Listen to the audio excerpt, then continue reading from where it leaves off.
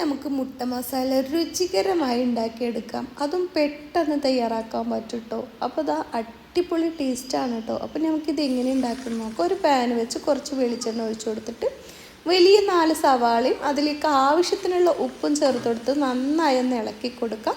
എന്നിട്ട് ഇതുപോലെ 4 പച്ചമുളക് ഇട്ടിട്ട് നന്നായി ഇളക്കി അടച്ച് വെച്ച് നമുക്ക് വേവിച്ചെടുക്കാം കേട്ടോ. അപ്പോൾ വേഗത്തിൽ വഴന്ന് കിട്ടും. അപ്പോൾ ഇതാ വഴന്ന് വന്നിട്ടുണ്ട്. നമ്മൾ കുറച്ച് കറിവേപ്പില ഇട്ട് കൊടുത്തിട്ടുണ്ട്. 1/2 ടീസ്പൂൺ ഇഞ്ചി പേസ്റ്റും 1/2 ടീസ്പൂൺ വെളുത്തുള്ളി പേസ്റ്റും മാത്രം മതി കേട്ടോ.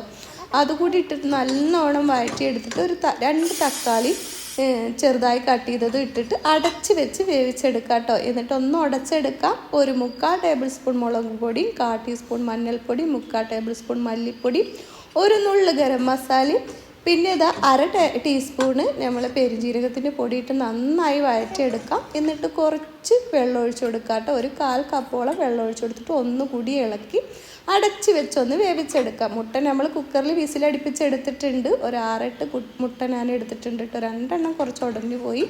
അതുകൂടി നമ്മൾ ചേർത്ത് കൊടുത്ത് നല്ലോണം ഒന്ന് മിക്സാക്കി അടച്ച് വെച്ച് 1 മിനിറ്റ് വെച്ച് കൊടുക്കുക കേട്ടോ.